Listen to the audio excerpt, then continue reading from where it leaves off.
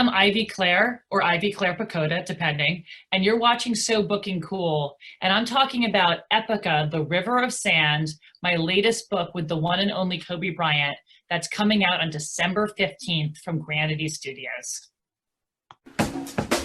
So booking, so booking, so booking cool.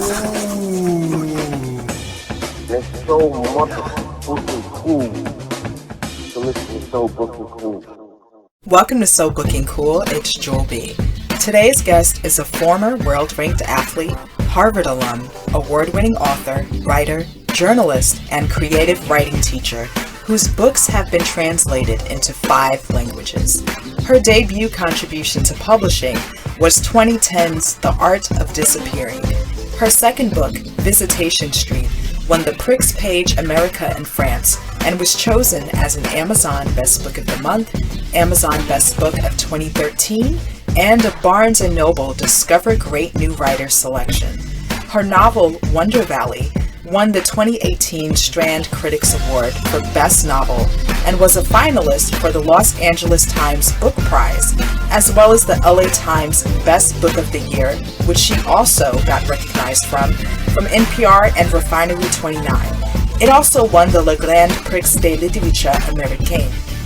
Earlier this year, her book, These Women, also garnered critical acclaim and has been recommended by the likes of the New York Times Book Review, the Washington Post, Vogue, and Entertainment Weekly, just to name a few.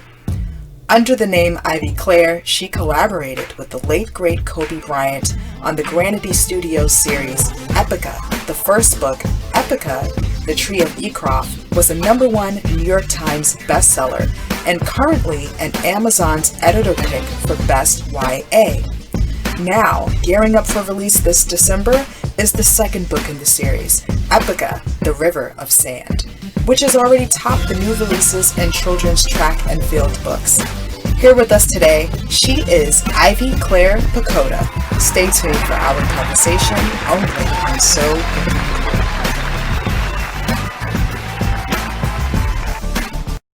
Hello, Ivy. Hi, how are you doing? I'm doing well, glad to connect with you today. Oh yeah, my pleasure. So, with everything that has been going on between the pandemic and the election and, the social unrest, how have you been managing during these times? I'm pretty blessed and privileged that I work from home and my job doesn't go away just because can't go to an office. I mean, I'm in my office right now. It's been difficult for everybody, but I feel very lucky that I've been able to do a little bit of writing. I have a 6-year-old, so that does sort of put a cramp in my work schedule. I have to take care of her a lot, but that's okay. I work a little less than I used to. I'm glad to be through the election cycle. I'm very happy with the results. I'm happy that the summer of protest seems to have affected some change. It was great to witness that. We'll see how far it goes. It's been a difficult summer, but I think hopefully we're coming out the other end of it, and things are going to start looking up and people are going to start, getting back to their lives, and, we all have people who will listen to the needs of the underserved communities maybe. So we'll see. But for me, I get to stay home all day and it doesn't bother me that much. Have you been writing during this time, and also have you made any self-discoveries at all? Well, at the start of the lockdown in Los Angeles, I was deep into, we were revising. I had to write a new draft of Epoca, The River of Sand, the second book in the series I created with Kobe, based on the tragic events of January 26 when he passed away. So I had to spend the first part of lockdown doing that, which was difficult on, dozens of levels. It was not what I expected to be doing then at all. Then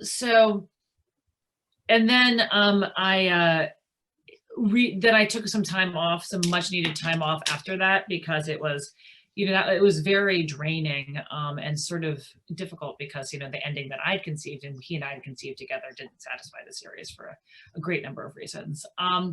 So I didn't write over the summer. I wound up spending most of the summer in New Hampshire, where I have a lot of family. Well, I have my dad and his wife, and my in-laws also live in New Hampshire, though none of us are from there. And so I was very lucky that I got to be outside with my kid all day, every day for like 9 weeks.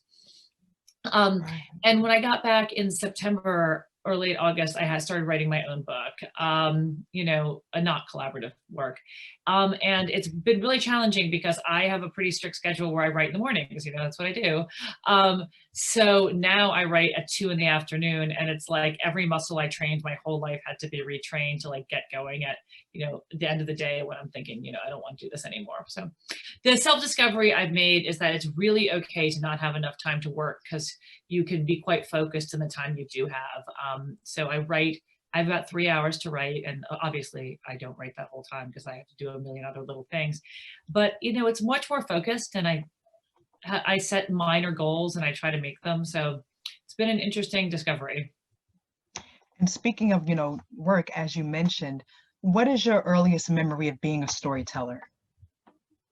Wow, that's a really good question. And actually, you know what? I have an answer without even thinking about it. When I was in 2nd grade, or maybe I was in 3rd grade, our teacher at my school gave us these yellow legal pads, you know, the long ones, the ones that are legal sized. And they told us, you know, now we're switching over to writing nonfiction, like you're going to write true stories. And I don't remember anything I wrote up until that point, but I remember we were now going to write about things that had happened in the real world to us. And I remember I wrote a story about the day we got our dog. And then I wrote another story about when my grandparents' house burned down in their like retirement community. And I remember those are the 2 things I actually remember writing first. I don't remember anything else. The first piece of fiction I remember writing, my parents tell this story all the time, it's horrifying, was we had like an early word processor, you know, where it has like a little tiny memory and you can see like 4 words on a screen. And I was very excited about this. And I was obsessed with Sherlock Holmes as a kid, just like beyond obsessed. And I wrote my own version of Sherlock Holmes story. And the detective in question says to his client, you know, uses his client's first name. The client said, well, how do you know my first name? I've never told you. And apparently I wrote that if you wish to conceal your first name, perhaps you shouldn't tuck it into your hat, a card with your name on it into your hat band. And my parents thought this was like the funniest thing ever. And they laughed. I mean, they tried not to laugh in front of me, but they like to tell the story that it's surprising that I wrote anything in like the detective or mystery genre after that, you know, auspicious beginning. Wow. Very creative and talented from such a young age. Maybe. I don't know. That detective story didn't seem so hot. But yeah, I love to write. I love stories. I like to read more than write when I was younger, though. Do you think that your love for reading played a hand in you wanting to write as well? Yeah, I mean, I always wanted to write. I love reading. I come from a very literary family. My mom and dad both work in the journalism and publishing. My dad is a book publisher and my mom is an editor and a magazine editor and a journalist. And it just was sort of a no-brainer that I was going to be surrounded by books. And my most exciting memory, such a nerdy kid, but my dad would sometimes have to go to the London Book Fair, which is a big deal in publishing. And the books look different over there. Like the kids' books were like back then. The British had the smart kids' books. We didn't have those back then. And they would bring these books back, and they looked so exotic and fancy. And he would get them for free at the book show. And I thought that was amazing. Like I'd get my English books, and so they were a little complicated. And I loved reading them. I wasn't ever sure I wanted to write a book. It seemed complicated and difficult and challenging. It would take some time. I still feel that way. It takes a long time. But yeah, I love to read. I mean, it's my favorite occupation still. with the kind of books that you write, children and adult, and we're definitely gonna get to Epoca, The River of Sand. Do you like to also read what you write? No. I mean, yes, I do. I just like to, I mean, the idea of reading one of my books is like horrifying because I'm so tired of it. And then I go back and read earlier ones. I'm like, oh God, like, why is it like that? Yeah, I like to read it. I like I was a professional athlete, so I'm a little competitive. And I kind of give myself a pep talk, like halfway through when I'm stuck, I like go back and read it. I'm like, yeah, that's awesome. Like, keep going. Like, you got it. Like, go, go, go. Like, this is great. Like, I psych myself up by reading it, but when it's done, I don't read them. I don't think I've ever read one of my books. But you've read it so many times, like, you've read the book, countless times. I mean, I did read, or I listened to the first Epoca book with my daughter. And that was great. And I think I'll listen to the new one with her, but the idea of reading it's not going to happen. I memorized it basically. I can't imagine sitting down with one of my books to read it. That would be very difficult. But also, like, what about the genre too, Ivy? Oh, do I like to read in the mystery genre or the young adult genre? Yeah. Mm-hmm. Yeah, I mean, I love to read in all genres. I mean, I don't read a ton of middle grade fiction just because, I just don't. But I have my middle grade books that I do love. I love, or like young adult. I like a lot of young adult books and I read them. I've reread a bunch of them. I love the His Dark Materials trilogy by Philip Pullman, The Westing Game by Ellen Raskin. It's one of my favorite books. Actually, it's funny. Now that I've said this, I wrote an article this summer for Crime Reads, which is a subdivision of the website Literary Hub or Lit Hub, about young adult, or not young, they didn't call them young adult back then, like kids books that could make you a mystery writer, and how like I used to read a lot of mysterious books as a kid, like John Bellairs and, I said Ellen Raskin and Sherlock Holmes. So I've been revisiting those in the course of the summer when I wrote the article. And now my daughter's 6 years old. So like I've been reading to her. We read a lot. We're reading The Trumpet of the Swan now. So really great and beautiful book. I had forgotten that. It's a truly remarkable novel. Remarkable novel. Speaking of remarkable novels, so what has the experience been with writing Epoca, The River of Sand, especially, coming off with the success of the first book and then, the world losing Kobe and everything? Just, what has it been like? It's been really hard. I mean, I'm not going to lie about it. It's, we were equal partners in this. I did all the actual writing, but like all the ideas where we talked them all through and, and it was really challenging to do it without him, especially for the reasons we were doing without him. And so close to his death, it was a really, really challenging, especially because one of the things that Kobe is very adamant about, or was very adamant about in these books, is that these kids are not going to have it easy. And was very clear that in the course of these novels, kids are going to have to figure out how to deal with difficult circumstances. He used the word suffering a lot, challenging things, possibly death, and then confronting that in the aftermath of his own death was really hard to go back and say, well, I mean, like it's too much, as much as he wants to impart that to the world, he did it in a much different way. And so we have to change this. And he's on every page, and his voice is there, and his personality is there, and his vision is there, and his creativity is there. And like being confronted with that for like 5 to 6 hours a day, when you're working, I don't work 4 hours a day. When you're working, it's hard, and then imagine, and then you forget that he's not with us anymore. So I'll be writing and I'll get super psyched about something. I'm like, okay, I got to text Kobe, like KB's going to love this. And I'm like, oh, right. No, I mean, he is going to love it, but he's not going to see it.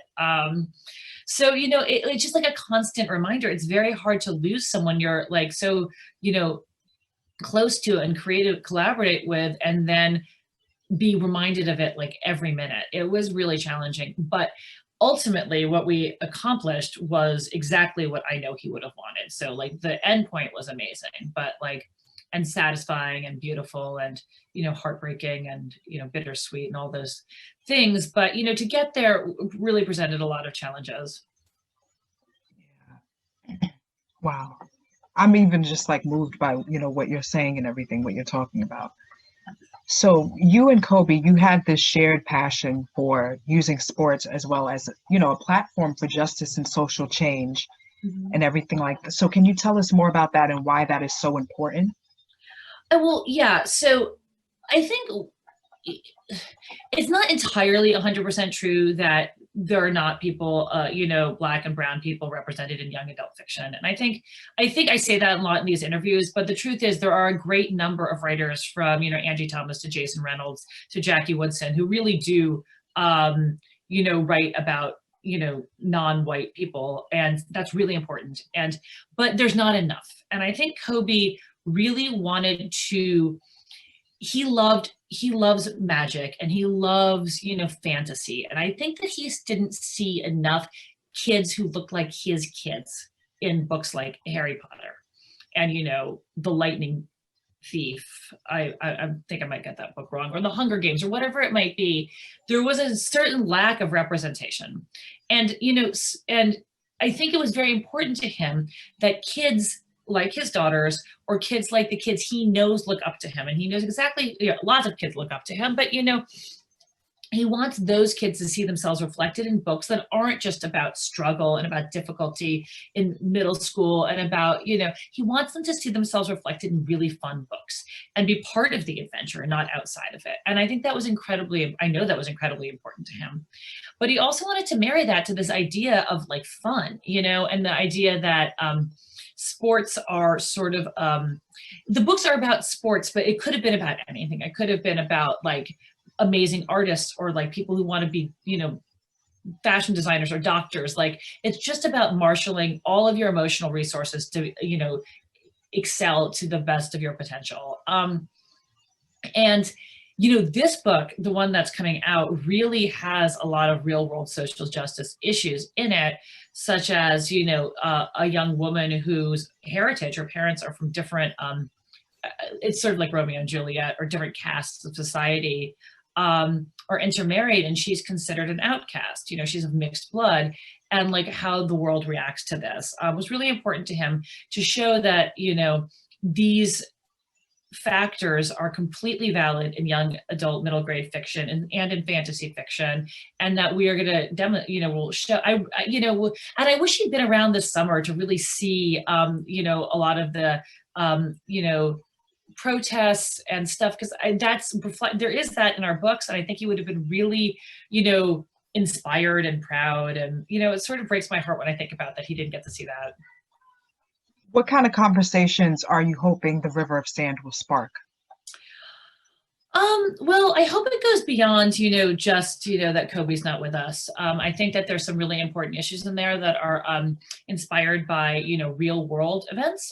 There's some stuff that has to do with the South African's runner, Casper Semenya, who is often denigrated because of her sort of overabundance of testosterone. People don't believe she can, she's an outcast. They say she can't compete with women, but she's not strong enough to compete with men. I think it should generate some conversations around that. I think it should also generate conversations around children taking the lead for themselves and not necessarily, blindly following in their parents' footsteps. I think we see a lot of young activists like Greta Thunberg or whomever, coming to the forefront and really taking charge of like real world events for themselves. And that's what these kids are going to do. Like, these kids are not just echoing the ideas that have been passed down by their parents, but they're starting to develop on their own. And I think that, obviously the stakes are much higher than in the real world because there's the princesses and evil and darkness and all this stuff. But I think that the idea that kids are more powerful than adults give them credit for is something that I think people should talk about when they think about this book. Wow. Okay. So returning readers of the Epoca series, as well as new readers, what do you think those two groups of readers can appreciate about this journey that Pretia, and I hope I'm saying the name right, Pretia and Rovi have to face in the new journey? Well, one of the things I really wanted to achieve in this book for previous readers or anyone who reads them back to back is to sort of, how can I describe it? I wanted Rovi and Pretia's paths to invert. So, I wanted to show how, Rovi is now very comfortable. He was an orphan who lived on the streets of the Sandlands, which is, it's like Tunisia or some kind of mythical Carthage type place. And now he returns there to compete in a big sporting event. And he's sort of like the hometown hero. And he's no longer like an outcast and an orphan. And Pretia is sort of an outcast now because people don't trust her because she's of this mixed heritage and she has some kind of powers that come along with that they don't really understand. And people often fear what they don't understand. And so I wanted to show how like, people from it doesn't matter where you're from, you can have points where you're like Rovi, where you're quite elevated to sort of a hero, but then you have to figure out what your roots really are. And Pretia, who although she's the princess of Epoca, you know, is not really respected for that, and is actually, people fear her. And I wanted their paths to sort of go in this X shape where like they cross and they meet the midsection, which is, you know, where their lives always intersect, where they both have to figure out how to stand on their own, you know, feet and like advocate for what they believe in, although their circumstances are challenging them. And speaking of Pretia and Rovi, as somebody who writes standalone novels and then series, you have experience in both. So what is the distinction, Ivy, in writing characters that's their journey is in one book and then writing for characters where the journey is continuing for them when you're developing them? Well, this is the first series I've ever written, so it was really difficult. Like, you know, it's simple because this book really, you know, it takes place 3 months after the River of Sand takes place 3 months after the Tree of Ecrof wraps up.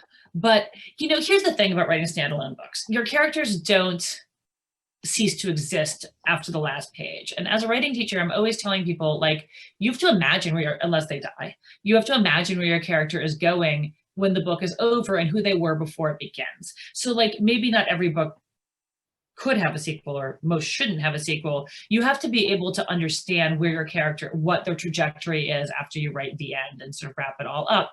So the experience shouldn't be all that different. Like I should be able to ask any writer, like checking in with their characters from a novel they wrote, like where do you imagine that person now? So I think it's really important to think about those things, even if you're writing a book that's not going to have a follow-up. Oh, that's deep. Wow. Okay. Why is it important, Ivy, to write books and to publish books that encourage children to follow their dreams? Well, I mean, you know, because I think we live in a world where like people are forever being told they're not good enough, where people are forever being told that they can't do certain things. And there's so much negativity. And there's so many, you know, girls, I'm female, you know, I mean, I just even like, you know, we find, you know, people, you saw the last election where people are like, Hillary Clinton can't be president, you know, like it is 2020 and people think that women are not qualified to do things. And like, that is a lesson that is being sort of trickled down to girls. And, you know, and there's just so many examples in this world of like people still being, you know, restricted from, whether it's due to like systemic racism or if it's due to like sexism or like homophobia, like, so like books, we need fiction to go where truth can't, you know, like fiction does the work of allowing people to imagine outside of their closed circle. And like, I think fiction also like can really articulate real world events in ways that nonfiction can't. You know, it's very challenging to really figure out a way to tell a story that, you know, fiction just allows people to breathe imagination into certain things, but also, you know, it allows people to relax a little bit and not worry about the real world event so that they can just really like get inspired more. And I think it's really important. And with your collaboration with Kobe, and speaking of what you mentioned about young people, what do you think Kobe, the both of you, would want to tell young people right now who are going to read The River of Sand? Oh man, I mean, he would want to tell them so much. It's so hard to even think about it. I think he would want to tell them that bad things are going to happen and it's going to be okay and you'll get through them. And he would want to tell them that like, in order to be successful at anything, you have to have the absolute correct balance of love and fear in your life. Because the way he saw this world was that, the way he saw the world, not this world in the book, but the world, was that like every action you have is driven by a balance of love and fear. So if you're too much on one side of that, you're not going to succeed. But if you're too tied up by your fears, you're not going to succeed. So he would tell everybody that you have to take in the bad stuff and get past it before you can succeed. And I think it's really, really important that that this message get across to kids. Ivy Claire Pochoda. Yeah, thank you. They can keep up with me by my Instagram feed, which is at Lady Miss Ivy, at Lady Miss Ivy on Instagram, and or my Facebook page. And Epoca, the River of Sand will be available December the 15th, right? December 15th, 2020? Yeah, thanks. Yes, absolutely. Thank you to all the listeners. And it's so motherfucking cool to listen to so books whenever you get a chance.